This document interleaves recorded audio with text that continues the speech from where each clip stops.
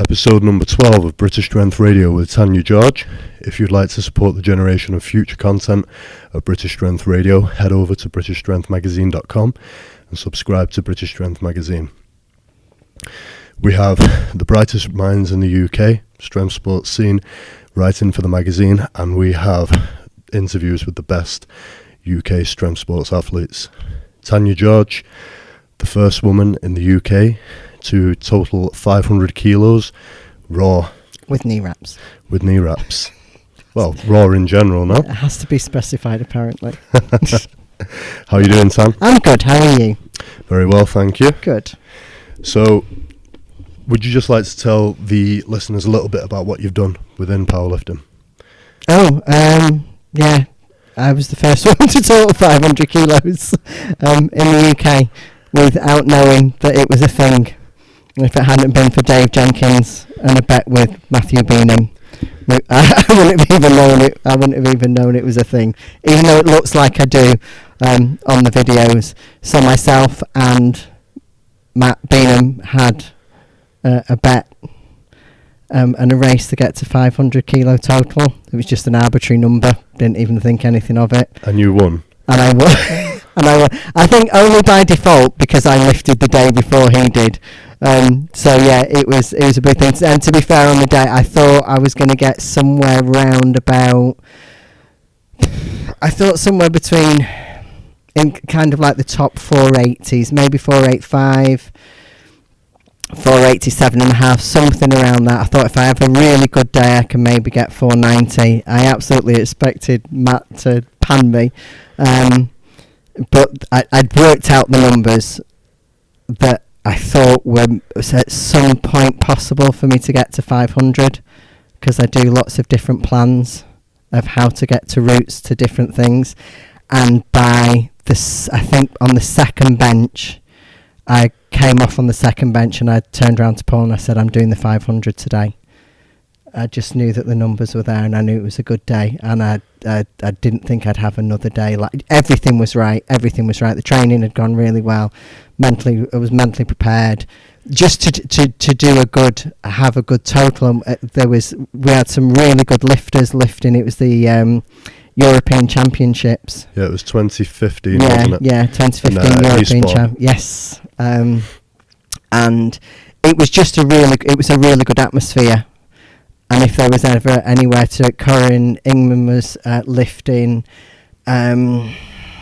Oh gosh, her name just eludes me now. Emmy Louise was lifting, so we had a really good, strong British team.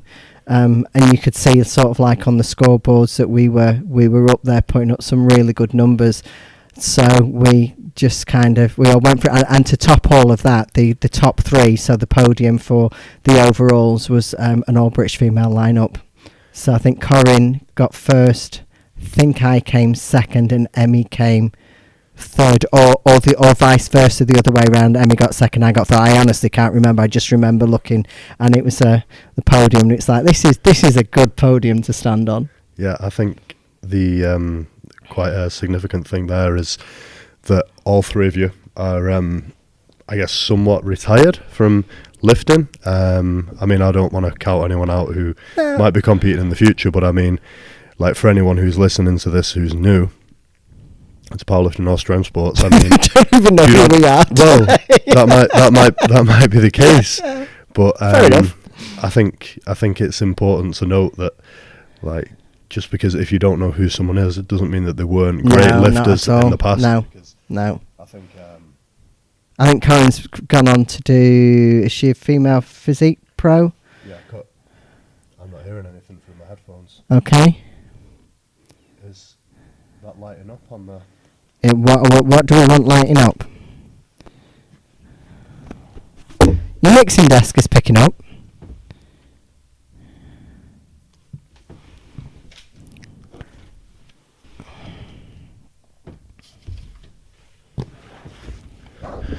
Is that?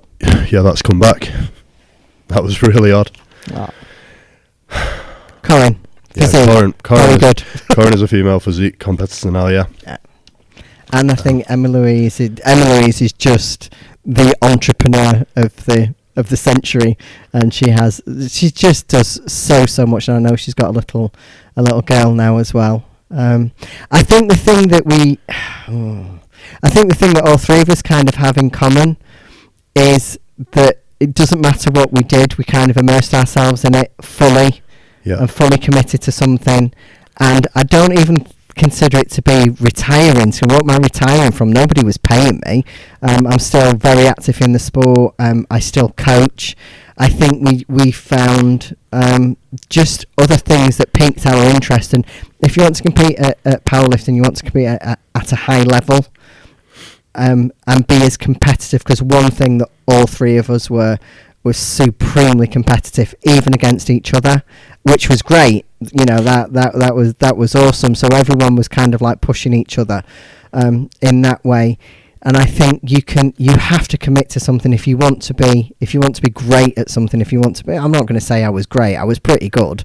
But if you want to compete at that level, then other things just have to fall away. And maybe it just got to a time where you kind of went, oh, actually that's kind of shifted down my pyramid of priorities, if you like, as something else comes along. You know, Corinne with her physique, Emmy just being Emmy and being amazing, and now she's got a little girl. So that things change in your life. They do. I mean, I always got the impression that Corinne was was she fully committed to powerlifting when she was powerlifting, or did she kind of do it part-time in between her competitions? But because she was so damn good, if you will, she just did really well at it. Yeah, maybe, but I think that with Corinne, I think that she'd always committed to being strong. So whether she was going to be a physique athlete, or whether she was going to powerlift, or if she'd have decided she was going to be an Olympic lifter, or whatever it would have been that she was going to do, she's always trained to be strong. So even when she was looking good, I mean, she would always train heavy. So I think that had a really good carryover. It wasn't too much of a shift for her when she went over, but I think that when she focused on the one thing, then she was in that, she was immersed in that, and then once that was done, bang, she was on to. I mean, I don't want to be speaking on behalf of her, you know, it's just kind of like an outside observation, but I think, you know, just from knowing her as I do, she's fully immersed in things. She's also supremely clever, so very, very scientific about nutrition and everything else, you know, and training, and she's just super strong, and I think she'd always known what she wanted to do. Did she dabble in powerlifting? Maybe she did, or maybe she was just, you know, this is what I'm going to do. I'm going to do something, and then I'm going to move on to something else, because that's part of my supreme plan. And should get her on the show and ask her. Why not? I'm definitely willing to have her as a guest. Obviously, she works. I feel like I'm side-eyeing you. I feel like yeah, this doesn't need moving around. Yeah. I've been like such a klutz already today with this podcast. It's ridiculous. I feel like, you know, we're being real. That's better. Really. It's still not reaching, but never mind. You know what? That moves now. That moves. Yeah. Yeah, I know you it move moves, that, and then there you go. It doesn't move. Right. That's it. There you go. Right. I feel like I can relax now. Okay. I feel like I fall into your arms. Don't me and I know each other really well. Not too well, but we know each other well. We've been friends for years. We have been friends for a long time. Probably about 10 years. Yeah. So Corinne now, obviously, with her boyfriend, owns Trained by JP, doesn't she? So she's a good businesswoman as well. She's doing really, really well at the physique stuff. She looks incredible. Like, she's beyond shredded. Yeah, agreed. Beyond shredded. So let's trace things right back. So you pretty much finished. When would you say you actually finished compete? 2016? I would say. Because I know we did the Euros together in 2016. We did the Euros. We did was it the Finnish Euros, the Euros in Finland? I think I then did the Worlds in Vegas. Yeah, I remember that. Yeah. And somewhere in between there, I think things started niggling, and now kind of 3 years later, and I know what they were. I kind of had a hip problem. I thought I'd done something to my hip, and it turns out I didn't. I got a little bit of a compression in my spine, so it turns out that that's what it was. Like a side joint, or? No, it's I've got like a compression between my L5S1. Okay. So in between the vertebrae, little nervy thing. It's not nice. But at the time, I just thought it was my hip, because that's where the referred pain was. I was like, oh, I've done something to my hip, blah, blah, blah. I couldn't squat for a while. Did some rehab, but things just didn't quite feel right. And then, to be fair, it was towards the end of...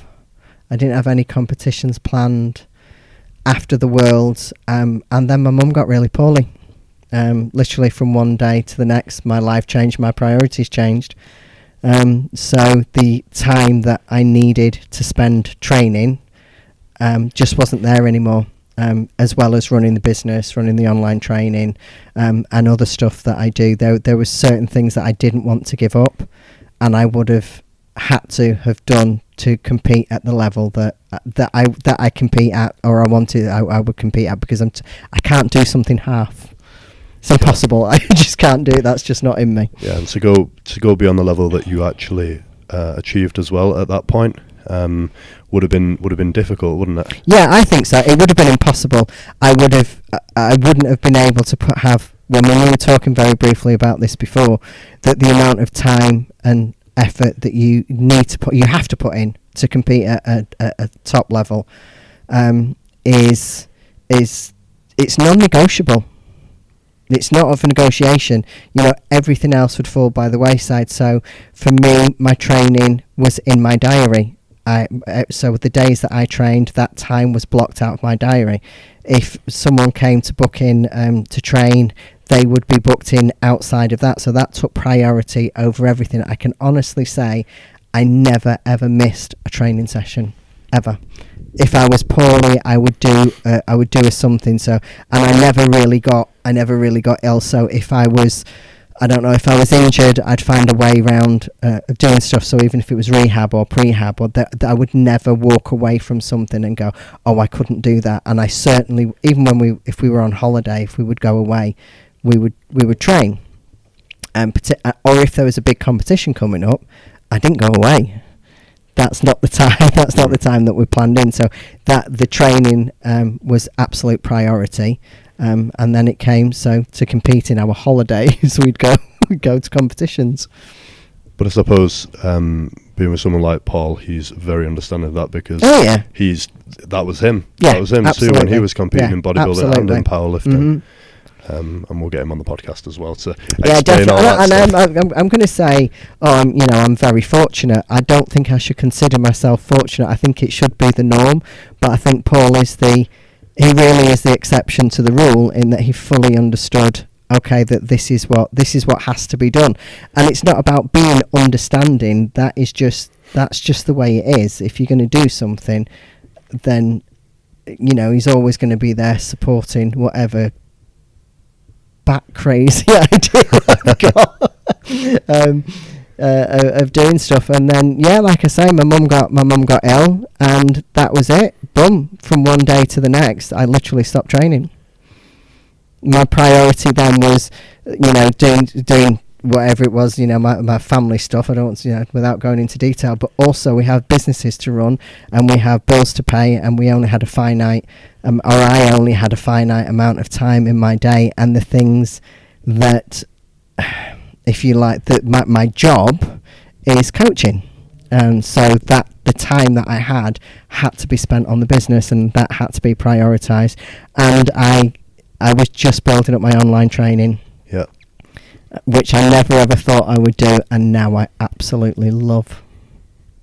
Yeah, I mean, you have to live at the end of the day. Powerlifting. Yeah. It's like, I mean, a lot of people say it's a hobby sport. I don't like to think of it as a hobby sport. I like to think of it as an amateur sport. Mm-hmm. Yeah, I agree. Because you can take this very seriously and do very well in it and get accolades in it. But I don't think for anyone, maybe one or two people, it's quite at the even then it's their business that Yes. they run from Yeah. powerlifting. Yeah. They're not, it's not like you being Olympic funded. It's not like No. you're a pro footballer, etc. So yeah, you do have to live. So you can't really, no one can really take anything away from you for anyone for making that decision. I think I always knew that if and when I would stop, it would literally be something would happen and boom, my priorities change, because that's just kind of the way that I've lived life. Did you feel like you were gonna, after you'd done 500, apart from everything else going on, did you struggle to find the next milestone anyway? How were you feeling mentally? Were you feeling like you wanted to carry on and hit further milestones, or were you struggling for somewhere to go? I did. I think the only thing, my one regret is never benching 120. That was something that I really wanted to do. I think I did 118 is my best, and I failed 120 twice. I didn't fail it on the chest, so it came up and then it went no, and then just stopped and went back down again.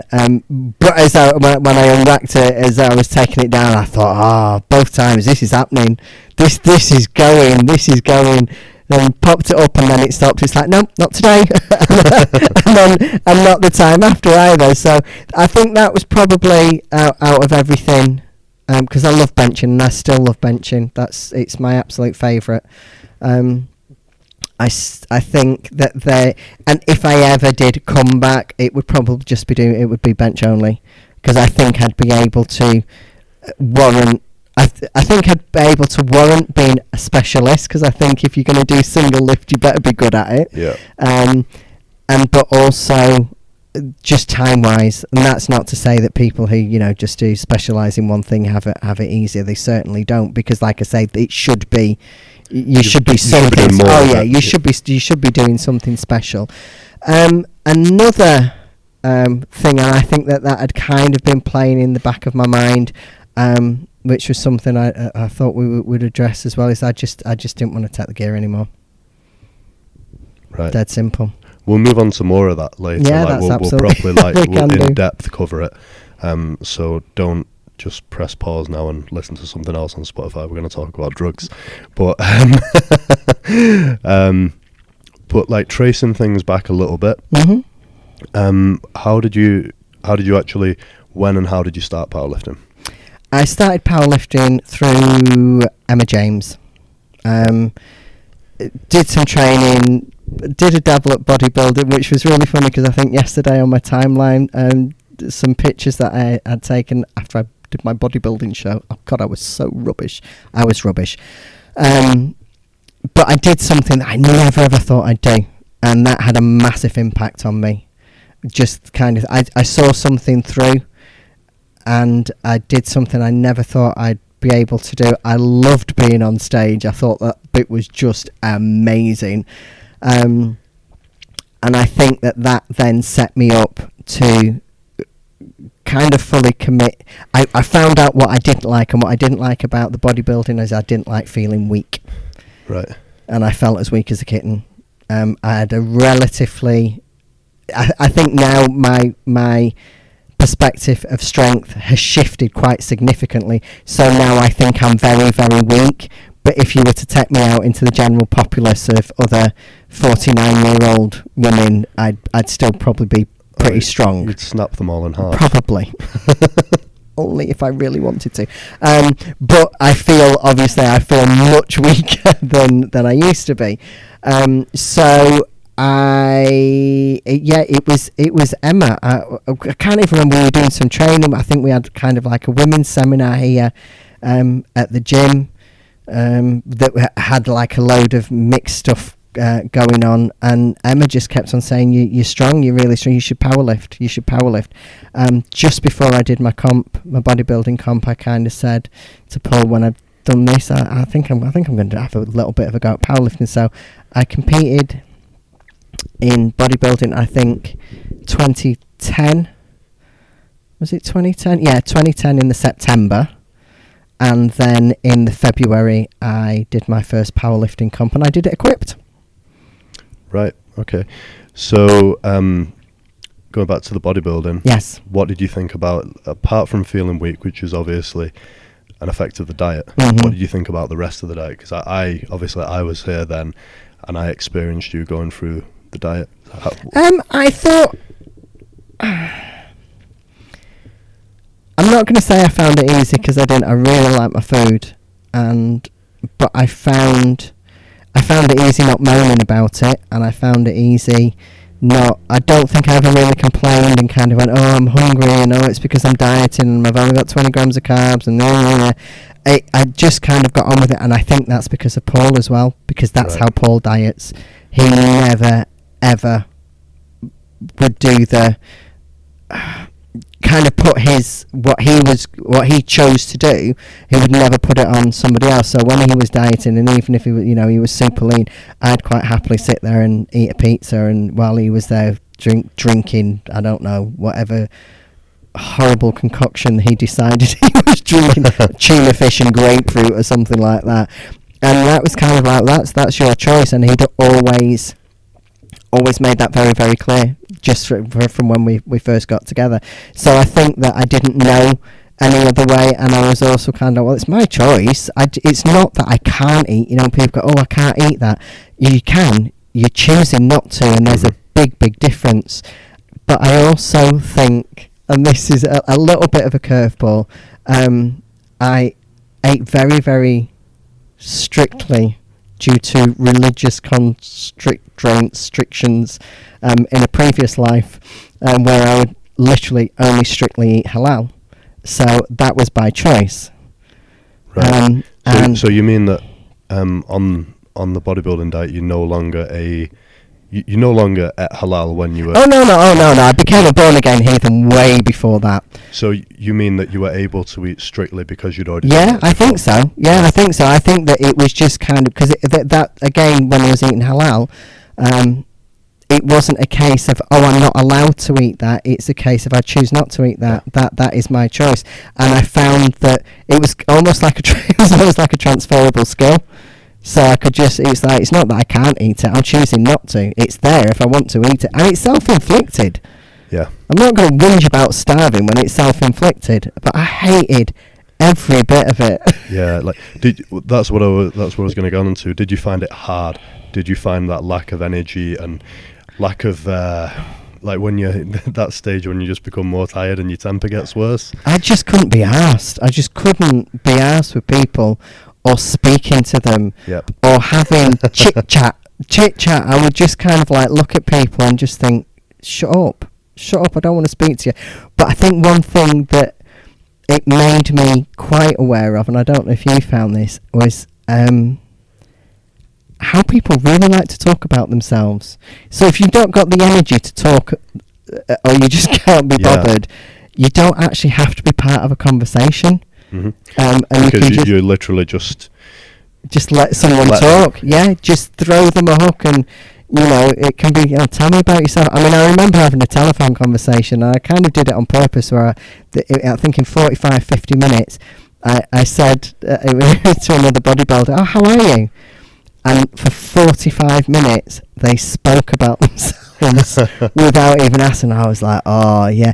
And also, I could feel myself. I think I was 40 at the time. I must have been 40. It was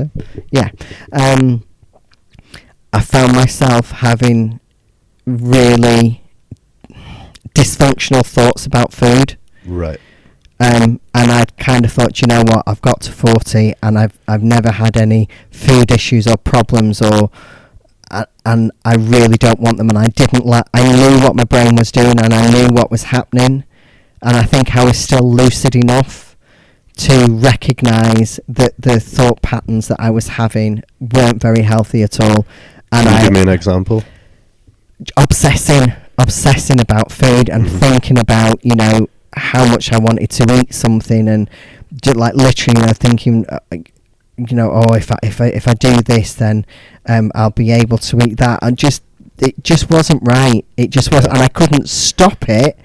I could recognise it, and I was like, yeah. But I also knew it was for a finite period of time. I knew why it was happening, And I knew pretty much as soon as I started eating again, like a normal human being, because it's controlled starvation. I don't care what anyone says, it's controlled starvation, so it will affect stuff. And I didn't like the fact that I just couldn't be bothered. Same with Paul, he would always we'd always go out for some stuff, we'd always eat out. When he was dieting, we always still tried to do stuff, so I still tried to go to gigs, and, if we were going to for a night out, I take my food with me and stuff like that. But there does come a point where you just think, I don't care. I loved the way I looked, apart from not having any boobs. That was horrible. So you kind of feel really nice, but then everything for me that makes you female, that disappears. Right. And that you become a little bit androgynous. You also become a little bit asexual. And I kind of thought, you know what, that's also not a place that I want to voluntarily put myself in, because it's quite a long period of time. If it was kind of like, for 2 weeks a year, well, yeah, okay, we can do that. But it's not. It's quite an extended period of time. And I didn't, for me personally, the payoff wasn't worth the journey. Yeah, I think I relate to a lot of what you said there, apart from the boobs, like the boobs part and becoming androgynous. I definitely relate to the food obsession. I remember spending like a couple of hours literally just on the Tesco website, looking at like chocolates. Everything you couldn't eat. Yeah, and it made no sense, but at the time it kind of made me feel good, and it probably made me feel good and bad at the same time, because I wasn't going to have it anyway, but not off the screen. No. Imagine. No. But yeah, I totally relate to that, and it isn't the thoughts you have are not normal. They're not normal whatsoever. But I also relate to the kind of being able to walk around feeling really good, but you also sacrifice like every social aspect. Yeah. You look good, but you don't want to talk to anyone anyway, so it's like someone compliments you and you just want them to fuck off, basically. Yeah. So someone says how are you just think, oh, shut up. And it's not, it's not their fault, and you can't take that. You can't take that out. So I think if you are a reasonable human being, you kind of you make yourself more reclusive, because you just think, if I do speak, I'm just going to be a knob, so I won't. Yeah, I just went super quiet. Like, I think you're probably the same too, and I think bodybuilders who've been through it, I say been through it, it's again, it's not the war, is it? Self-inflicted. Of course it is, yeah. It's self-inflicted. Oh, we're going to war. No, you're not. Shut up. Done it. Kind of know to just kind of leave other bodybuilders be sometimes, and just ask them about the carbs. They'll talk all day. They'll bore the shit out of you. And I wasn't, I'm not being funny. I wasn't even, by any stretch of the imagination, I wasn't lean. I was just the leanest I'd ever been in my life. I wasn't lean at all. So how people go, and hats off to them. That's what, if that's what somebody wants to do, then that's great. Yeah, I think I'm definitely not being down on it from my opinion, or from neither of us are. It's kind of like, it's personal. For some people it really suits them. Yeah. For other people it doesn't. But away from that, so you started off equipped. Yes. That was just the climate of powerlifting at the time. time. Yeah, pretty much. Yeah. You say it was 2010. I think I competed in 2011. So I competed in February 2011. I competed with Chris Glover, Gaz Bontley. This first time I met Gaz, and John Marsden. I'd met Chris Glover a couple of times, and he kind of brought me a couple of bench shirts. Like had some old bench shirts that I got off somebody. My squat suit was a hand-me-down off Fat Pete, who got it off somebody else. My knee wraps were hand-me-downs. I don't even ask me what this. It had tight. It was blue. It had Titan on the front. Not a clue what it was. I could put it on myself. Do you know, I could scratch my ass in my bench shirt. They weren't the greatest. I did have a smaller bench shirt that Chris Glover brought me down and put me in, and I popped an intercostal. Well, the first time, so it kind of broke me. But yeah, that we just kind of, I didn't know any better. I just someone went out, and Emma was equipped as well. So that's kind of how I got it. You know, it was through Emma that I got into powerlifting. She was equipped. It was the thing to do. So it was all single ply. I think I tried to get in a Z suit, which is kind of like a thicker singlet, if you like, but it was just horrendous to get into. So yeah, that's where I started. I started equipped. I think we went down to, I can't even remember where we went. Somewhere down south. Right. I remember you doing body power within your first year or two. Yeah, I think I did body power that year. So I think my first one I think I did was rice slip. Was it rice slip?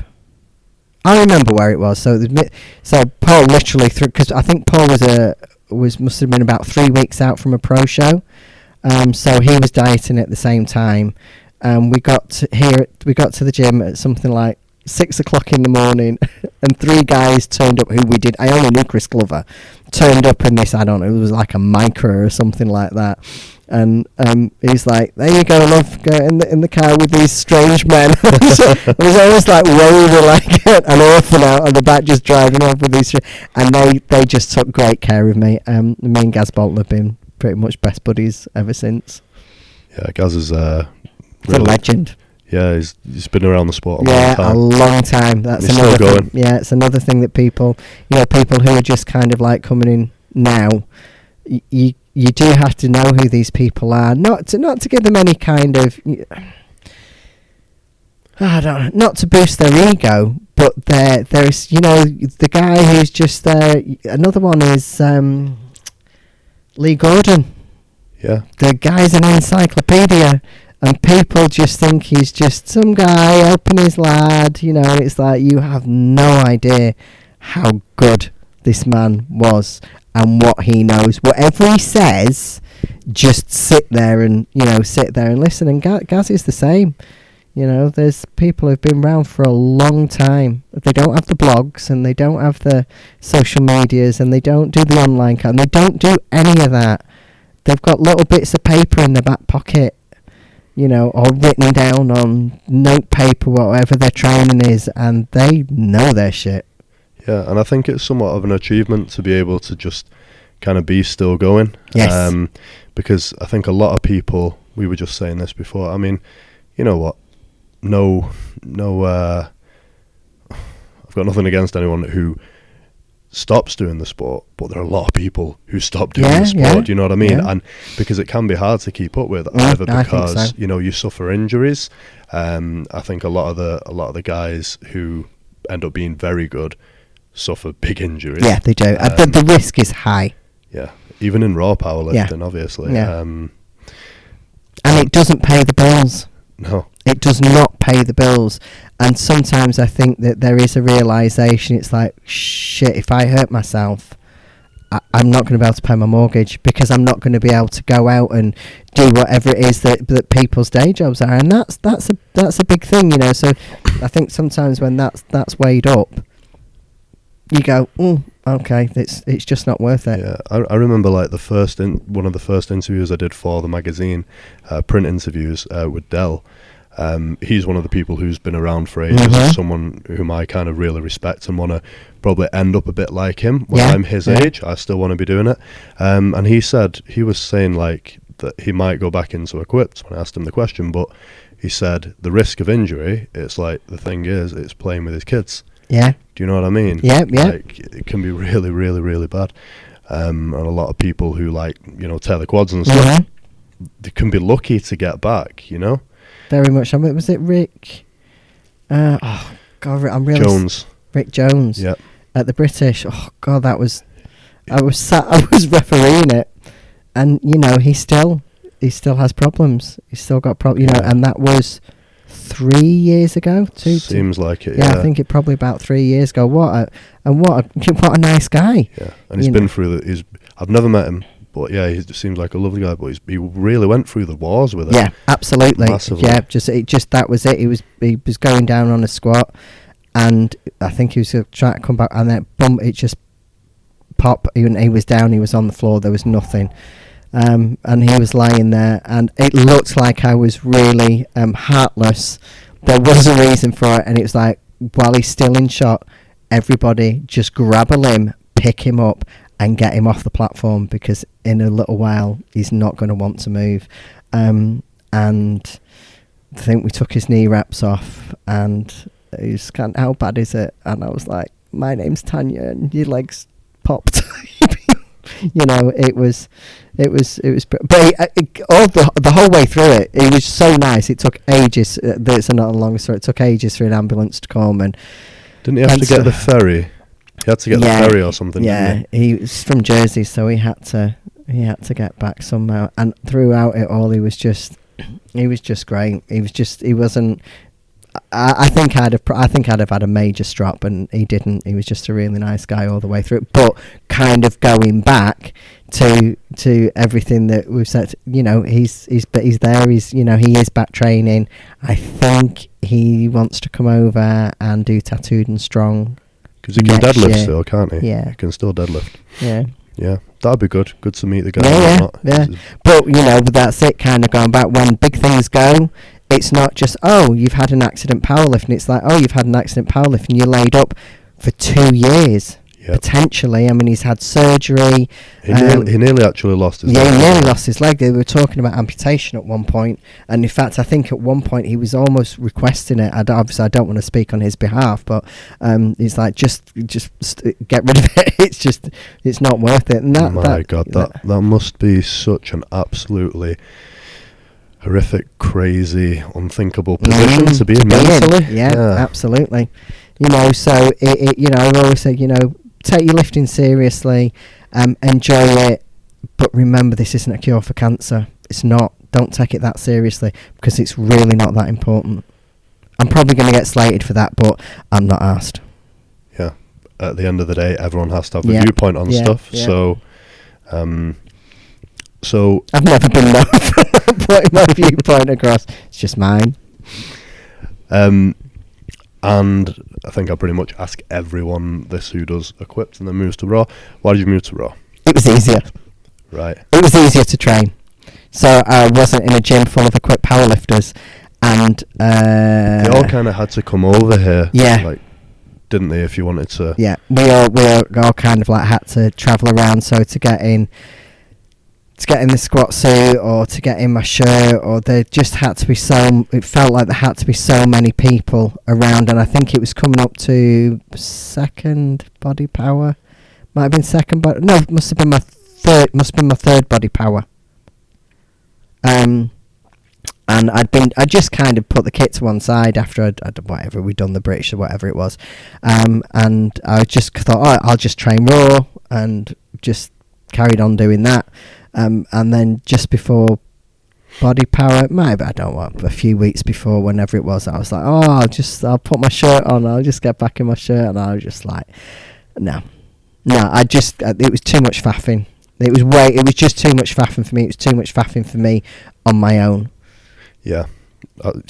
Try to get in a bench shirt on your own. I mean, I've only had a couple of goes, but yeah, it's not. No, I was usually, it was alright. I think I got a really good little phenom off Andy Bolton. I remember being in the gym in Leeds when I went down to try it on, and he was there. We were like pulling it over my head and all the rest of it, and it was a closed back one. And he was just like, oh, hang on a minute, and off he went off, and then he just came back with a pair of scissors and just cut it up the back of it, put some Velcro on it.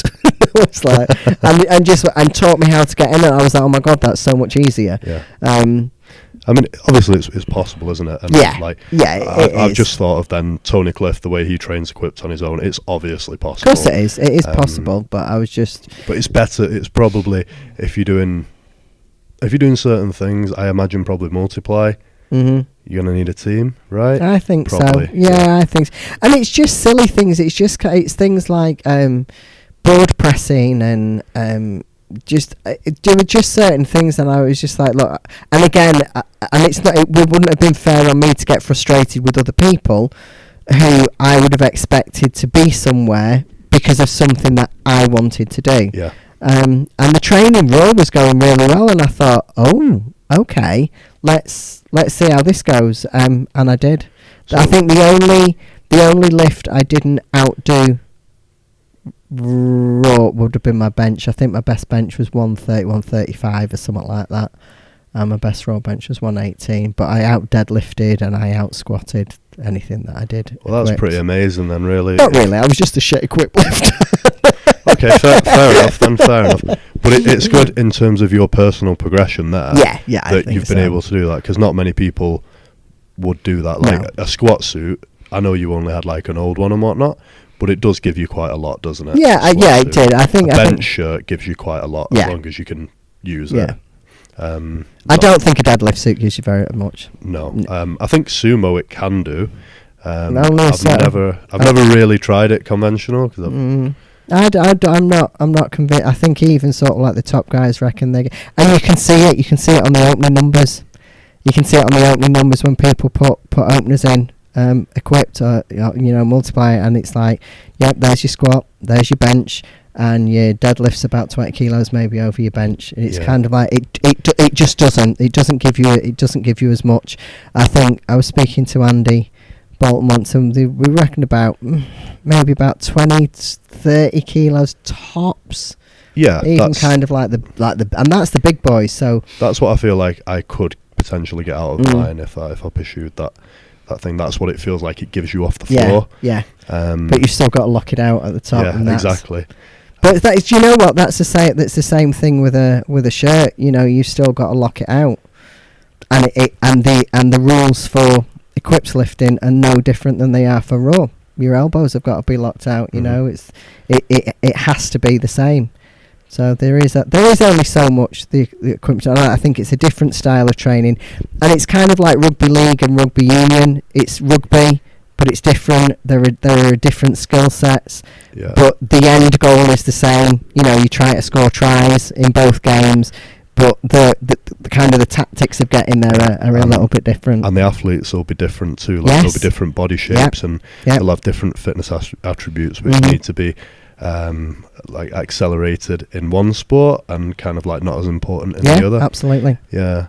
Like for example, like an equipped guy should be able to really lock anything out, shouldn't he?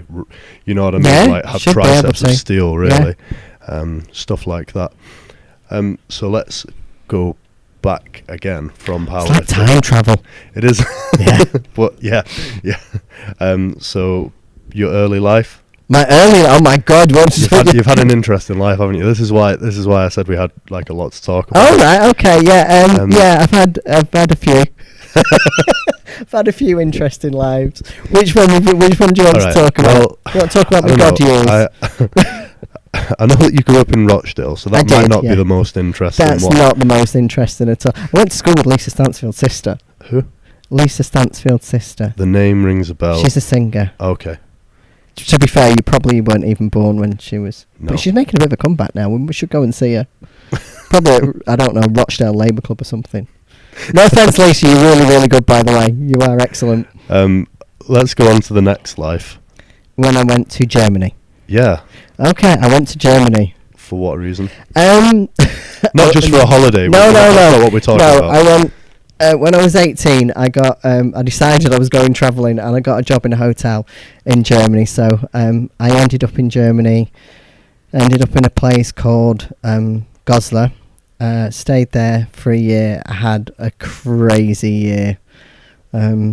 Got arrested. It was just mad. It was mad. I was 18. It was great. What did you get arrested for? I got arrested for common theft. What did you steal? To be fair, I was. It's going to make me sound really sad now. Can someone get like a little violin out? So me and my friend, we were over there. We were two young British girls. We didn't know what we were doing. We got into drugs. We didn't have any money. And we needed to buy food, so we had no money for food. So we went on the rob. And we were shoplifting. For clothes to sell, and we got arrested. That was bad. Yeah. I think I was 8. Was I 18? I think I was 18. Yes, we got arrested by the German Polizei. We're taking into somewhere, and yeah, it was bad. It was bad. Then we had to go back to the flat, and we had to get the ID and all the rest of it. So that was an interesting year. And then I met just kind of towards the end of that. I was getting quite heavily into some quite heavy narcotics, and I met my ex-husband who wasn't, and so started another phase of my life. He was Lebanese.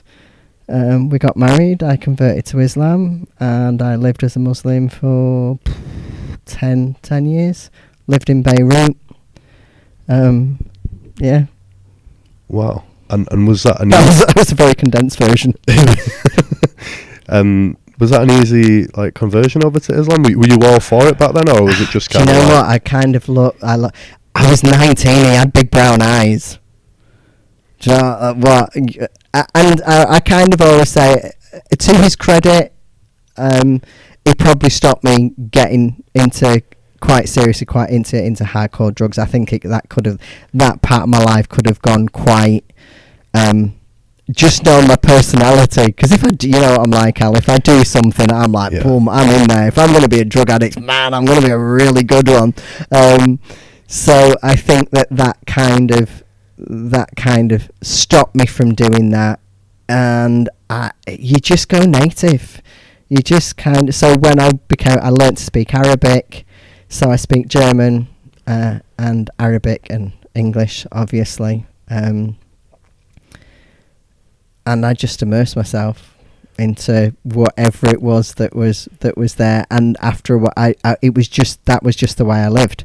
That's just what I did. We went over to Beirut. I don't even know what the years would be now. It just seems like it's like watching a different film.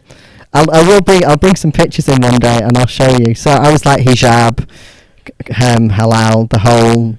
And what were the experiences like? Because from my kind of sketchy understanding of history, Beirut isn't like the nicest area, really, is it? No, it was just coming towards just kind of towards the end of the Civil War. There was still little bits of spats of things going on. You know, sometimes you'd hear like gunfire, but it's really weird because.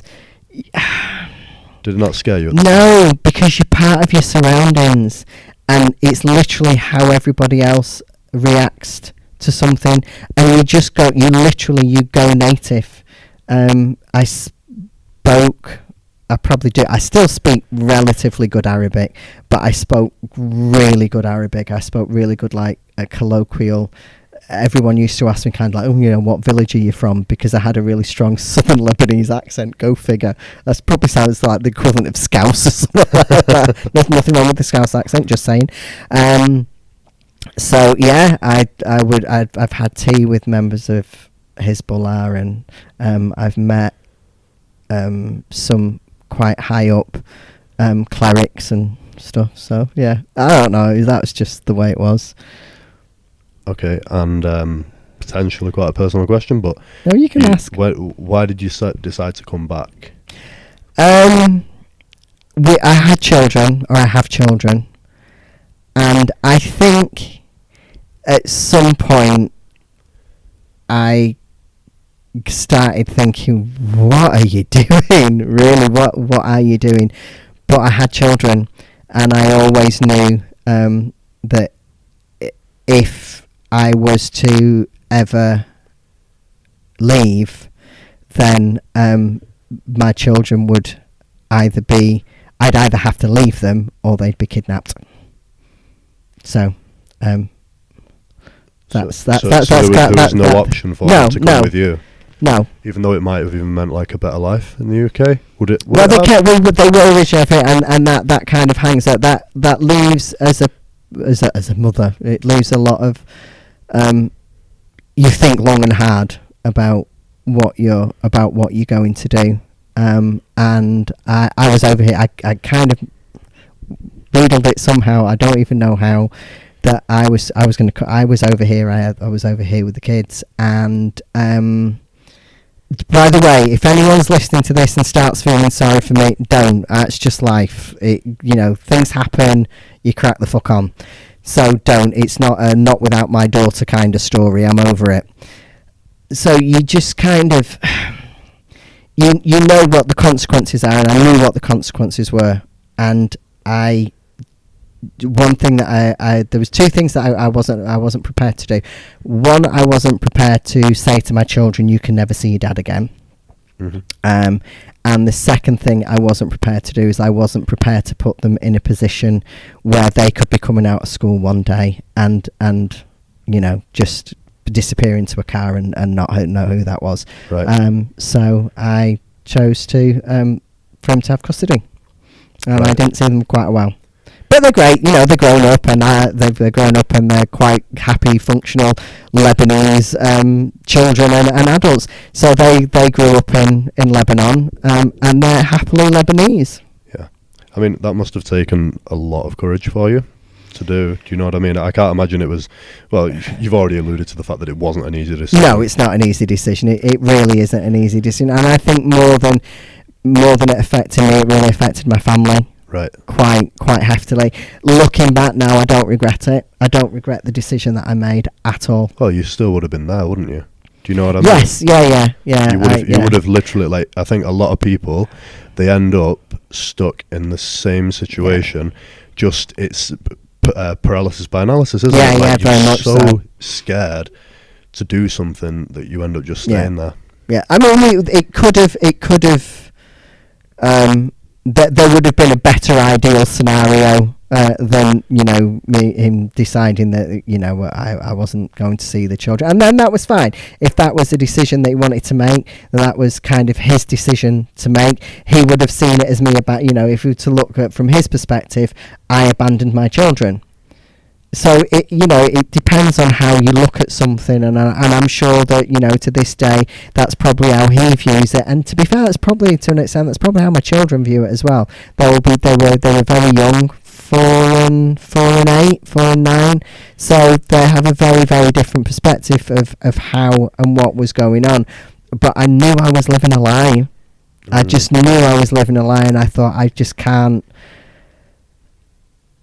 It was very obvious that he wanted to go and live in Lebanon, and that's where my life would have been. And I just thought, I can't do that. If I do that, I'm going to lose me. And I wasn't prepared to do that. I wasn't prepared to make that sacrifice. Yeah, I mean, it probably just seems more pronounced because it's across the other side of the world.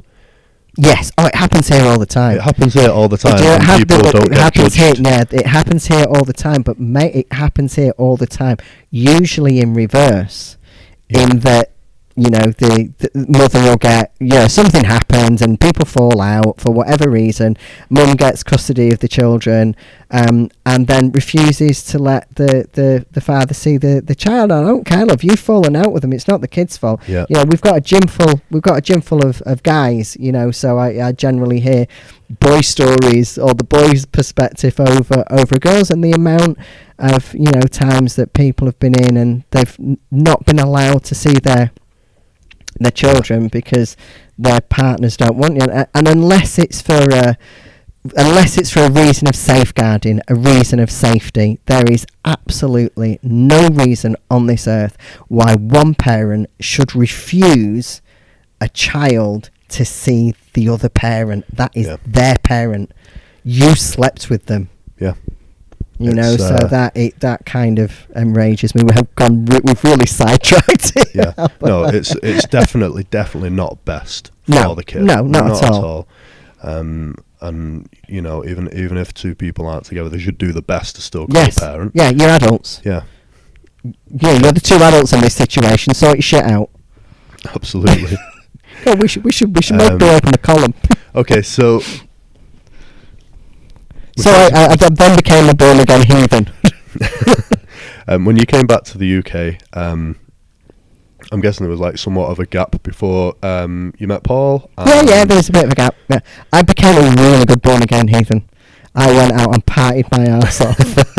Well, you had 10 years to make it, didn't you? I did. So I went out and had a really good time. Just saying, did. And so you met Mr. George? I did. I met Paul in 2005. 2005. Oh, did I meet him in 2004? I think I might have met him in 2004. 2004 was when he won the British overall. It was just before he won the British overall, and that's when I met Paul, and I was with somebody else, and he was with somebody else. But we didn't kind of get together, but that's when I first met him. Right.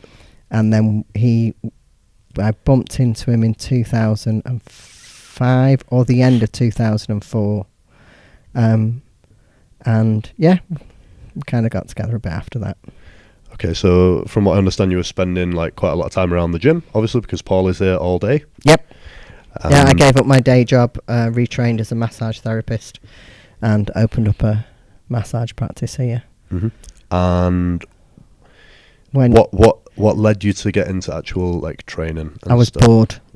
I can imagine. I was bored, and I was kind of like, oh, show me what to do for my abs, and show me what to do. Just the usual stuff. Yeah. So that's kind of how I just started little circuits and just started training from there. Yeah, I suppose being with a pro bodybuilder is not a bad way to. No, not at all.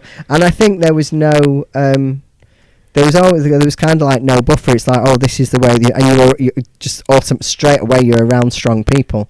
Mm-hmm. So again, your perspective kind of shifts a little bit. So yeah, that's how I got into training. I was like on forums, and that was the days of forums and stuff like that, and then kind of connected with different people that way. Yeah, but I think for the people who are listening to this, one important point there is that you got into training quite late, yet you still became a very, very, very good lifter. Yeah. Still became at the time, I guess, the best in the UK in terms of absolute total. Yeah. Raw, obviously. And as well, when I did the total, I did it as a Masters 2. There we go. Exactly. You didn't have I think that youth on your if side. If I was kind of going, yeah, that was really good. Yeah. But I think that was, I think sometimes, and I get it, people want to beat people, and if you put your head above the parapet, people are always going to want to shoot it down, and get you and beat you, and it's kind of like, that's great, I love it. But you're 20 years younger than me. You really should be beating me. That's great. And I think that maybe that is probably as much of an accolade for me is doing that as a masters lifter. So I think I did my first competition. I was 41. Right. So just a lesson to people, it isn't actually ever too late to start. No. That's not just kind of some wishy-washy quote that people throw out there. It's not too late to start. No, not at all. I think you become a little bit smarter as well. I think you're not as gung-ho, and I think you find ways of doing things because things hurt more and things break more easily and more readily. For example, the bench I had, I was kind of just on the verge of having surgery for a slap tear in my shoulder. So I'd reduced everything down to singles. Everything that I did in training, every working lift or every working weight that I did was done as a single on bench. So if it was 5 sets of 5, I would do 25 singles. Christ. But it worked because I could only kind of like trust my shoulder in the one line. So once I took the bar and once I come out, if it wasn't set in that perfect position, I knew that the risk of breaking it even more, if you like, was just higher. So I just went, right, okay, I'll do singles to keep the intensity up. I just used a short rest period and would do that. So everything, literally everything, and I probably trained like that for on bench. Gosh, must have been 18 months. Well, 18 months, 2 years maybe, and I still got my heaviest bench. Adapt and overcome. That's what the best do, isn't it? Yeah, absolutely. And I still use that. I'd still recommend that as a training method for people who maybe do have kind of like little niggers. So you can you still got that intensity, but you kind of give your body just that little time. Because on paper it looks really easy. You kind of go, oh, I've got 25 singles with 45 seconds rest, and then you start doing it and you go, oh, right, okay. Yeah, and as well, like on that, like your wrist wraps and stuff, the setup. the setup on bench just takes a while, doesn't it? So I imagine that's so repetitive. Yep. Can get monotonous, Yep. but obviously you just have to switch off And the and do it, rest don't you? period is from the racking it to starting it, So basically you're unwrapping your wrist, wrapping your wrists again, pretty much. getting into position, then Yeah. you go in Yeah. again. Yeah, it's I think singles are probably the most specific way you can train, though, aren't they? Like, it's specific to competition. You're doing a absolutely. single at competition. So in terms of your involvement in powerlifting outside just competing on the platform, you're a referee as well. You're still a referee Yes. for the GPC. Yes. I'll referee for anybody that'll have me, which isn't many. So why did you get into refereeing? Just seemed like the next natural step. Okay. I think as well it's kind of like about giving back to the sport. You know, every time you go somewhere, you always see the same people refereeing. And I thought it was... I thought it would, and it did make me, I think it made me a better lifter. I think I became a better lifter. I became technically a better lifter, just understanding certain nuances, and that then made me train to be very specific, I think. And yeah, just about giving back on platform. You know, when you go into somewhere and it's always the same referees there. Yeah. There was quite a small referee gene pool at the time, and I thought it was time to step up to the mark and to referee. Yeah, you're known by people who've been refereed by you as I hate saying the word strict, because as we've discussed, it's not strict. It's just sure there's other words ending in T that people think of me as. Again, not asked. How do we say it? It's just fair. It's just down the middle, as fair. It should be. I think so. You're a fair referee. You don't give things which shouldn't have been given. No. What are your general feelings about just the act of refereeing in general, and what you see and what you get from people, and do you just have any kind of feelings on how you view powerlifting in general? I think from that perspective. Yeah, there are definitely a few things. I think refereeing is broken down is really easy. I think it's really simple. I think the rules are really simple. I think that a lot of lifters don't know the rules. They don't read the rules. That doesn't mean to say they have to read all the little technical things, but you should know. You get, particularly in the GPC, every member from the GPC who gets their membership gets a copy of the rule book sent to them. Excuse me. They get a copy of the rule book, and if memory serves me correctly, they also kind of get a little nudge of the bits that they need to know. Right. In the email, kind of like, read section, this will be really interesting for you. So there really isn't, there's no excuse for that. So I find referee, I find it simple. I find the rules are easy.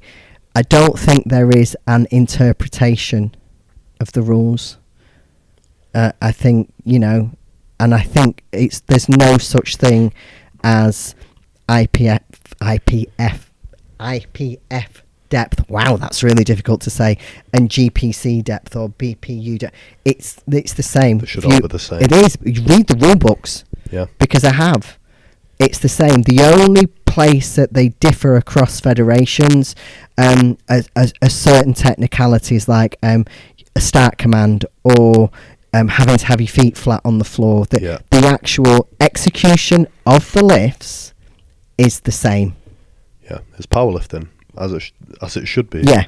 So there's no, and again, raw or equipped, the rules are the same. And whether you are lifting heavy or, I'm going to say lifting heavy or light, because it's always heavy for somebody, isn't it?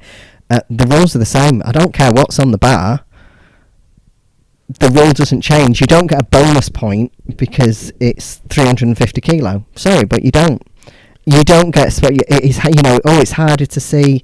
I'm a super heavyweight, so you can't. It's hard for you to see when I hit depth. Not my problem. Show me depth. Not my problem. Because I tell you what, it's not.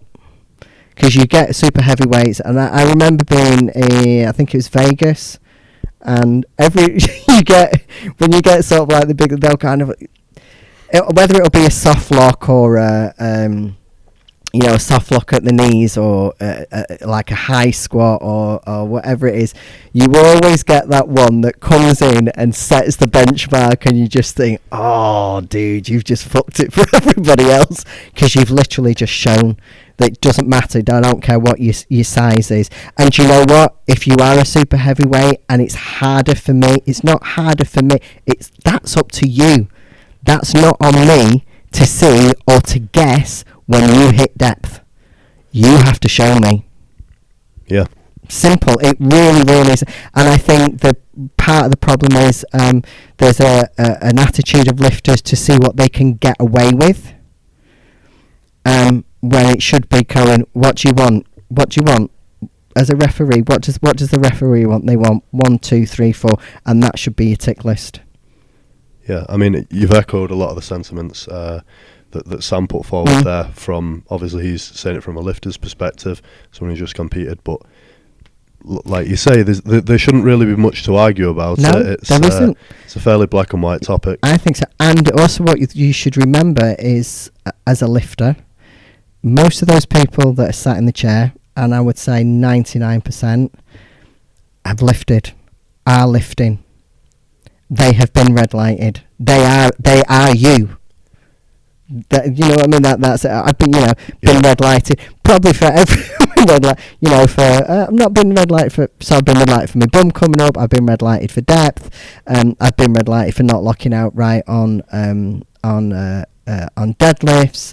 I've literally been left hanging on a deadlift, which is a really good referee who left his arm up in the air, and I'm thinking, no idea what he wants. Is it my knees? It's my knees. I'll not push my hips a little bit and all he wanted was for me to drop my shoulders back. That was it. And he left me there for ages, giving me the chance, and then that was it. And as I walked off, I think it was Emma James. I was like, what? And she just went, tits. And I went, oh, right, okay.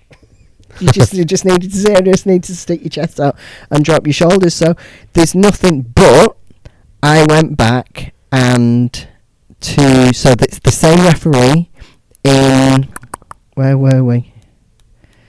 I'm going to say Yugoslavia, Czech Republic. We were in Prague, and it was the same referee who'd refereed me, and he'd red lighted me, and I'd gone over. I spoke to him afterwards, and I said, thanks very much for refereeing and for like pointing out where I was going wrong. And I went back, and I think I got something like 3 or 4 world records. Like smashed my PBs, and I got 27 white lights. So and it was a bomb. Oh, and also when I hit the 500, not one red light. Just saying. But it is, So that's a good example. I think so. So that's a good example, and shows that that you train well as well. Do you know what I mean? You train to comp standards all the time, and that's another thing that people should endeavour to do. I think so, and that's kind of like So going back, I know every single referee I know, every single one of them sits either, depending on the light system, either with their thumb over the white light, or if it's got a central sort of like master switch from the centre referee, where it literally goes from white to red, they will have their light on white. Every single one of them. Every single one I know. If I'm sat there, you have to do something for me to change my mind. You have to change my mind, and if you change my mind, then there you go. Thank you. Yeah, thank you very much. It's not like yours. There's a vendetta against certain lifters. Certain lifters might have you believe. It's just not the case. Don't care who you are. You referee from the neck down. Yeah. I don't care what's on the bar, and I don't care whose head it is that's on top of these shoulders. I don't care. Yeah, you've got to be objective and look at yourself as a lifter and actually think, am I doing something wrong? Yes. You know what I mean? Yes. Because you are being, do you know what? You're being given a clue. There's a red light, and the amount of lifters that will, and I'm pretty sure, every federation is the same. I think is it the Great Britain Power? I don't even know what anyone's called anymore. They've got like a bit of a colour coded system, haven't they? Is it the British version of the IPF?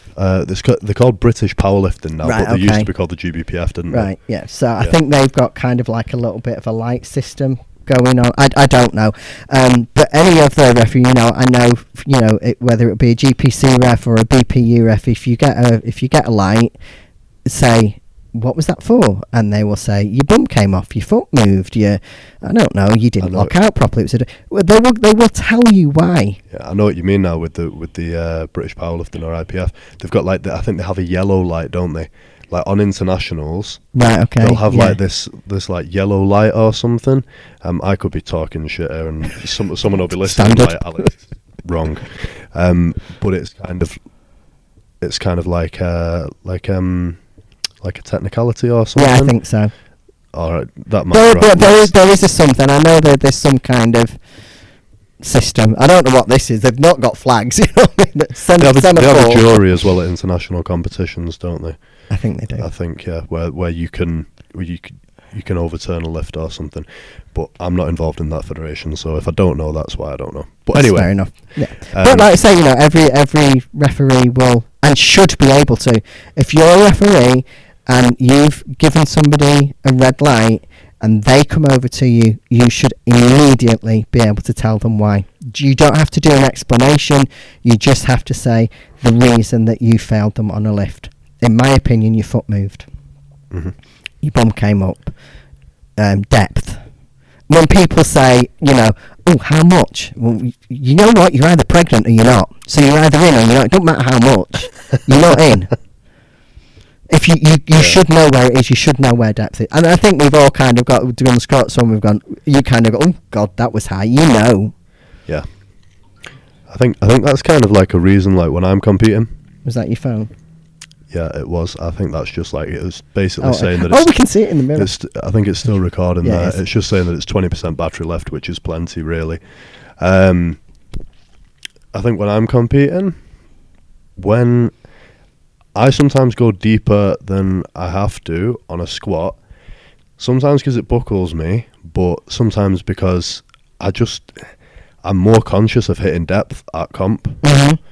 Do you know what I mean? Yeah. Maybe I shouldn't be, or maybe you shouldn't be in general. Maybe you should know that you're exactly right on every single squat. I think so. I think it comes into my head more at comp that like depth is. No, it matters. Gotta hit depth. Well, it should matter. Yeah. But yeah, I think that's like partly a reason. I don't know whether everyone else feels that way. I think you can do. I've never made any secret of hating squatting. I hate it. Always have done. I would talk myself out of every single squat session and every single squat that I ever did, but not at competition. It was kind of right. Okay, it's down and up. That's all it is. So I think that you theoretically should be at a point by the time you've got to competition that you've got a certain checklist, and that's what you go through, and you just there is not the time to overthink it. Mm-hmm. Good little pattern interrupts, again, stuff that I'd learnt off Emma. Good little pattern interrupts just to keep things on repeat, so you don't chunner your way through and talk yourself out of lifts. And always focus on what you want. Focus on how you want to feel, and do it that way. But I don't think that. I think by the time you get to a competition, your mental checklist should be condensed down to a few things, because the other stuff should be automatic and you should have trained for it.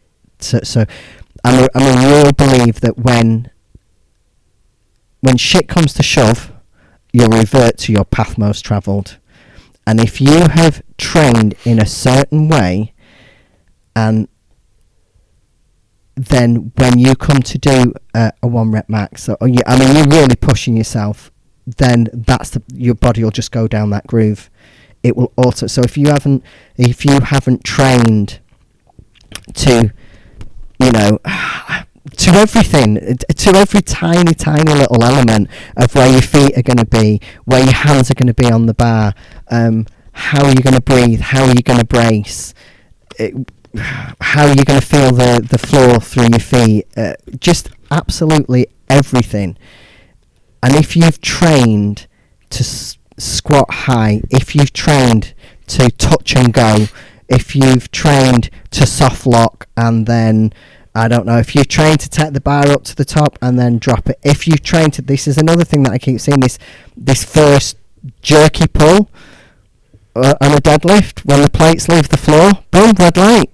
It's gone. So if you're doing all that, when you're in that zone, that's the bit, that's exactly how you're going to revert back to. But if you're training and every single thing that you do, it should be like a sketchbook that is made of tracing paper, and there should be, every time that you do something, if you were to put that lift in there or that body position in there, certain points should always add up and they should always measure up, so they're always in the same place. Does that make sense? Yeah. So that when you go to do something, your body goes, boom, we're doing this, and it does, almost to the point where you don't know how to not do it that way.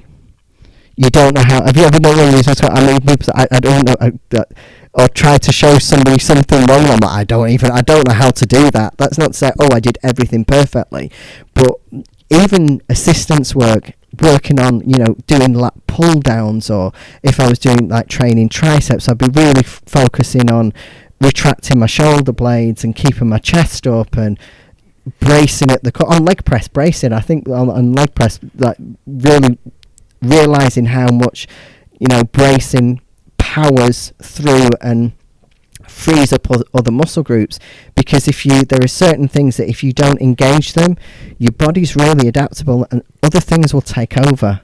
Yeah. Because it has to perform, and they'll take over, and what that then does is that doesn't leave them to do their job, and it has this. You can't transfer the power. No, it has a massive knock-on effect. So I'm not sciencey, and I know we've kind of digressed onto training a little bit, but I think that kind of being a referee and a lifter has really has set me in good stead, and also looking that performance lifting isn't just about the numbers on the bar. For me, it was lights as well, that I was performing that lift, because there's what is it? If you're not getting red lights, you're not trying hard enough. Bollocks. I think that is the biggest load of shit. I really do. What is it? If you're missing the goal, you're not hitting the football hard enough. Yeah, no. It's I think lifters like, for example, Kevin Oak. Mm-hmm. Something he put up the other day, posted like a screenshot or a photo of him hitting depth, hitting his world record with 380 in sleeves, and he was just like, I'm proud of these competition lifts. Mm-hmm. Just so that I know that I can go away from them. And that was three whites all day long. Do you know what I mean? Yeah, it wasn't kind of like, and he could post that up. Like you say, just take pride in that. Like, you don't want to take pride in getting red lights. Like, that's no. Like you've just said, it's just completely asinine. Why would you take?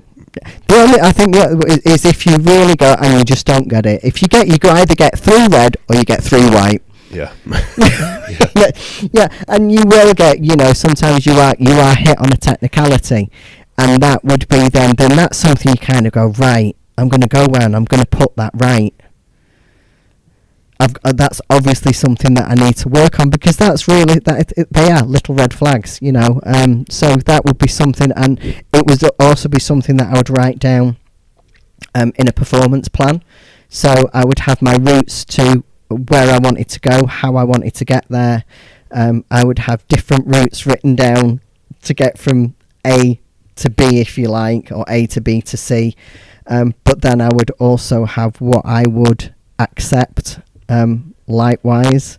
But the goal was always to hit whites all the way through. Yep. Definitely should be. Agreed. Right, let's talk about drugs. Yeah, let's do it. Okay, so is there anything specific that you wanted to address? Because I think on this podcast so far, we've alluded to them a little bit. And I'll probably never be allowed to lift again now, or referee, or do anything. But from what I can recall, I mean, only really I talked to Donna and Jenny about just the general landscape of the sport, but we didn't go into depth really with anything. Ask me anything, Al, I don't care. Okay, I was just wondering if you had anything that you There's wanted to loads. address. There's loads. but- Okay. Let's So ask. let's start off. What do you think people want to know? Because Let's start off with what did I what type? did you use? Did you start using as soon as you started competing in bodybuilding, or did you start using as soon as you started competing in powerlifting? I think So it's kind of going back to my my God days. I'd restricted quite a lot, so I didn't drink for 10 years. I didn't do anything really. So I led quite a restricted lifestyle. So I'm not going to say I didn't become gung ho, because I didn't become gung ho at all. But I was like, yeah, no one's ever restricted me in doing anything again. So I was kind of quite aware that things were about, and I was like, oh, I'll try that. So when I was training for bodybuilding, probably even before, I tried Anavar, and then used that when I was competing bodybuilding. Or I wasn't competing I did one show. I'm not like a fucking prolific bodybuilder. And Anavar didn't agree with me. Or I didn't agree with Anavar, even at like really low dosage. But I just like, I kind of like the way that it made me feel. When you say it didn't agree with you, what do you mean? I got really bad skin. So the skin went quite bad. And yeah, I just didn't, and it's really difficult. I mean, and that was kind of like 2.5, 5 milligrams, and I would literally within 2, 3, 4 days, I knew that it was working. So, and I think as well, because it's kind of like underground labs, you can never kind of really know what you're getting. Yeah. And I think for a guy, that's not a massive issue. No. But for a woman, it can be a big issue. So it doesn't matter. It's kind of like, is it really what it says on the tin? From there, I tried Prima Bolin, and I think I used it orally to start with. Again, just low dosages, and I think that I am fortunate, I suppose, in a sense, and not even in a sense, it is fortunate that for some reason, whatever drug it is I choose to take, my body reacts quite instantaneously. So I've never needed a lot. The flip side of that is that I get side effects even from low dosages. So I tried. I think it might have been Test Exercise. I don't even know what it was. It was horrible. I hated it. Did you try Propanate once? Did I try? No, don't think I've ever tried. Was it Propanate? Or was it Test Prop that I used? I don't know what it was, but I was literally putting 0.5 pound on a day. I was growing like a weed. And it was funny because I'd actually asked... It was really difficult to find specific information for women for powerlifting. So we're talking sort of like powerlifting now. So for bodybuilding, Anavar and Prima was pretty much what I used. I think I used some Arimidex, and no, I think that was it. So then, yeah, I kind of there was nothing. There was no advice, if you like. So you have to, as a woman, you have to go to other women who you know use drugs, and you have to ask them, what you're using, and hopefully they come back and they tell you what they use. And to be fair, most women are pretty good about it, or were. I don't think they are anymore. So someone recommended this whatever test it was. They're like, yeah, no, don't get any side effects. But like, fucking hell, no, it was bad. So apart from putting 0.5 pound on a day, like what else was? Oh, it just felt really bloated.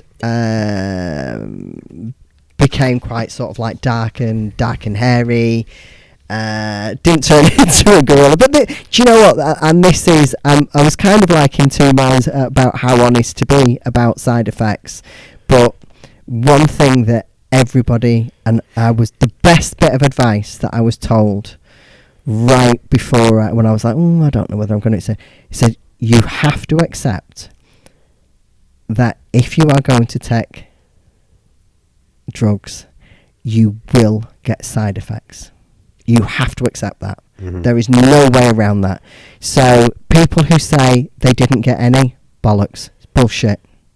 So whether it's a little bit of bad skin, whether your hair going greasy, whether you get clitoral enlargement, whether you feel yourself going a little bit hairy, whether your voice drops, whatever it is,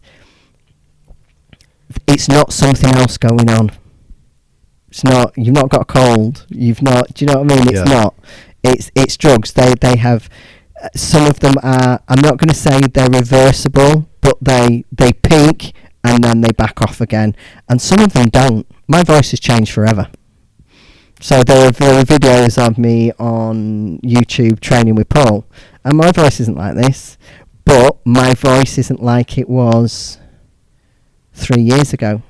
It's changed since then. So kind of stopping has changed. It's reversed somewhat. Yeah, it has. It definitely has. And it's not just about the pitch and the tone. It's, for me, it was the actual vocal cords. I could feel almost like vocal strain.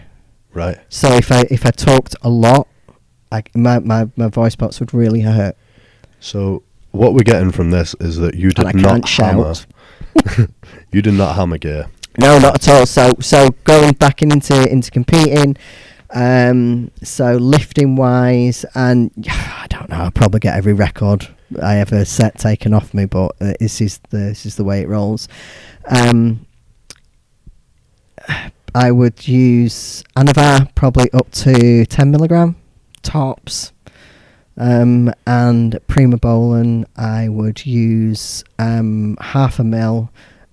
I'd probably start about 4 weeks out, maybe 3 weeks out, 4 weeks out, and I would use half a mil per week. And if I did that, I might start off with a slightly higher dose of Anavar, and then once I introduced the Prima Bolin, then I would drop that down. I found that I could tolerate Prima better than I could tolerate the Anavar. But then as I kind of maybe as I got older, my actual own old lady hormones changed. The Anavar seemed to be okay as well. And the source might have been different as well. Yeah, absolutely. And we were always you can never guarantee anything. And there were times where I would kind of and I'm like, no, out. And I think that was really lucky in that I could usually tell quite quickly. Yeah. And I'd be like, no, that's that, and whatever that is, I'm not having that. But my parameters changed massively from what I thought I would. Oh, if that ever happens, then I'll never take it again. If it doesn't, you go native. You become immersed in something. Yeah. And what you think you will accept as your limit, that barrier shifts. Yeah. What you think isn't noticeable shifts. I think I almost see that happening with women, whether they realise it or not.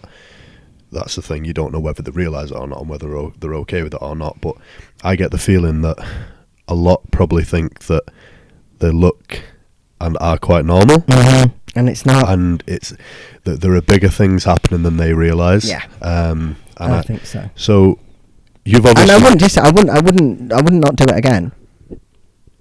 Nah. Yeah. And I mean, obviously it's up to them too. Absolutely.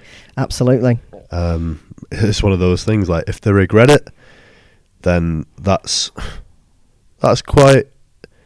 It's quite sad if it wasn't their own decision and whether they were pushed into it and they were misinformed. I think there is a lot of misinformation, and I think that is over the problem. The problem it's not a fucking problem. It's not a problem of men taking drugs. So why should it be a problem of women taking drugs? It's their body. They can do what they want. The challenges, to reframe it, is there is no information there, and there is no female to female information, or very, very little. And when it is there, I don't think it's believed. I really don't think it's believed. For example, I only take this, no you don't, type thing. Yeah, and or say, so I've had, you know, if anybody comes and asks me, what did you, I will be really honest, I'll be super honest about everything. Whether they then go away, and sometimes I think they may go away and probably tell either their coach or their boyfriend or their male training partner maybe what I've said, and they've gone, no, no, you know, no way is it just that. And it's, oh, you know, do this, you know, oh, you won't get any it's bro science, and guys, you're screwing with women's bodies, literally. Yeah.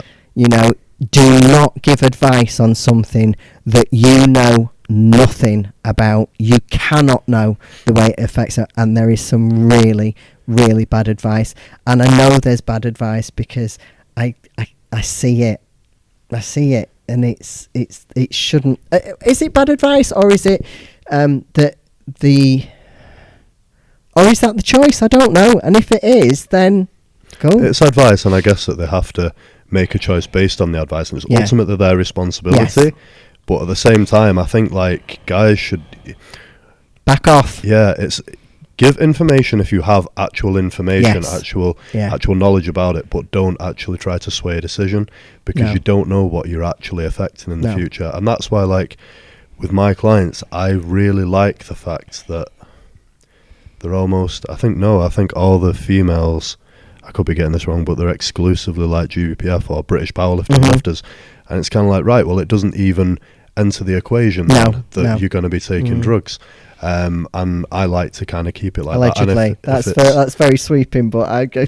Well, none of my clients are, so, and I like to keep it that way. And if it's like a new girl coming to me for advice, I would always say British powerlifting, because unless you've come to me and you said, I want to be an untested powerlifter, and I would say, right, go to the GBPF. I'm gonna take a different standpoint on that, because I'm heavily involved and have been heavily, I'm going to say influential, in growing the sport within GPC for women. And I know that the majority, and we have, I don't know, well over 100, nearly probably 150 female members. We had a full days of British finals this year. I know the majority of them don't use. Okay, but if it's they're untested fed. Yeah, but if they're going into that and they become extremely competitive, is there not kind of then the thing where they think, shit, if I want to get to the top of this particular federation, I'm going to have to use? Now, I'm going to argue that would happen across the board, because the only reason that you have testing is because people cheat. Well, yeah, but I mean, I don't look at the top GBPF or British powerlifting. I wish they would have kept it at GBPF, you know, because it's so. And this isn't a slur. It's not a slur on anything. But I'm going to stand up and I am going to defend, because I know that a lot of our female lifters get flack. And are almost guilty by association. It's like, oh, you lift GPC, you must use gear. Really? How did that even come to that? No, maybe they're friends and they're training partners, and they like the competitions that are being put on. There's a whole raft of reasons why people choose to lift in different federations, and I think that some lifters, some female lifters, and probably some male lifters, but we're not talking about guys at the moment. I think it's a really easy excuse for them to say, oh well, you know, I'm clean, and they're only doing that because they're using. You actually know that? Do you know that? You don't. So how dare you say that about somebody? Yeah, I think, and you are disrespecting their. You don't train any different. You don't train any less because you use that. In fact, probably the opposite. But I know I don't want to name names because that's not my place to. There are a good many good lifters who compete in untested federations that are clean, and they're phenomenal. Yeah, I mean, and I've witnessed that myself. You know, I know of the girls who compete in GPC who are clean, But at the same time, like, going back to the point about you get tempted to cheat, putting it quite bluntly, I don't think that the top women in the GBPF look like they're on stuff. I mean, I imagine that, you know, as in terms of ratio and probability, one or two probably are, but I don't look at them, and I don't look and think that any of them are on anything. Do you know what I mean? You know, I don't even look, and I don't but I wouldn't think that. And that's not a drug test. Looking at someone isn't a drug test. But what I'm saying is, I don't think. That, but I don't think that. I just see somebody lifting, and I just think, fuck, that's strong. Yeah, but I know. But what I'm saying, going back to the cheating thing, is I don't think there. If people didn't cheat, you wouldn't have testing. Well, no, but and people fail tests. I just get the feeling that that's not really going on in the GBPF and the women's side of lifting. And it probably isn't. And I'm not doing a slant or a slur on anything. The fact that just because it's not going on in the GPC, or just because it's not going on, and we can take this now kind of across every single sport, you know, up to sort of like Olympic level. The reason that testing is there is because people are and can be under pressure to perform, from sponsors, there are all kinds of reasons for people to do that, but it's not the same as it shouldn't be a case of, someone is automatically clean because they lift in a certain federation. Again, I think that there can be a slant and a slur from people or women who choose to lift in a tested federation, and that's cool, that's great, do that, but by all means. But I'm kind of going to get the little sister fist waving here. Don't turn around and slur people who are your fellow lifters in a minority sport, and we're already in the minority, and slur them by saying, oh, they're only doing that because they take drugs. No, or because they lift in that federation. I just think I think it's preposterous. I think it's misinformed to assume that every single GPC lifter is on I think drugs. It is. I think it really is. And sometimes, it's kind of like, sometimes it feels like, and I'm probably going to get in trouble yet again, it feels like mediocre lifters can justify what they're doing by putting somebody else down or slowing somebody else. Yeah. And saying, well, if I took drugs, I'd be able to do that. All right, okay, come over here. Yeah. It's really simple. If I took drugs, then I could do that. Really? Oh, okay. I've heard that one in the past. I've personally not heard it recently from any of the other camp, any of the more natural camp, and I think there are a lot of them who are quite understanding and quite supportive. Absolutely. I think that we are. You're always talking about outliers, and there's nobody in particular that I'm talking about. There's no particular federation that I'm talking about. But we've all been around the conversations. We've both experienced that, and we've both experienced. And everybody has. Anybody. People will probably automatically think now. Tania George took drugs when she trained on. That's right. All of her girls are using. You want to think that's up to you. Yeah. Well, because there is nothing that I could say or do that would change that. It's just not going to happen. You're the type of person who, with your coaching, you're just the type of person who likes to let people do what they want to do. Absolutely. Make their own choices. Absolutely. So therefore, that is not for me. So it doesn't mean that they're using because they're coached by you. Just because, and that kind of reverts back to the kind of the bro thing. I'm not knowledgeable enough. I know what I was willing to do, and I know what I was willing to take, and I know where I set my personal limits. Somebody out, I'm not making that decision for anybody. Mm-hmm. That's, if you want to go away and do something, that's fine. Let me know, and then we'll crack on. But yeah, that's certainly not my decision to make for anybody. Tania, I'm very conscious of the time. Is it 6 o'clock? It's 6:05. 6:05. I think we've had We've had a very good everything. chat. Yeah. We've covered everything. We should have a radio show. Me and you should have a radio show. We were going to do that years ago, weren't we? Do I you think we remember? were. Yeah. And then we didn't. What a great time to wrap it up. Thank you, Tania George. No, thanks for having me. I hope I haven't upset too many people. I'm sure they'll get over it. I'm sure they will.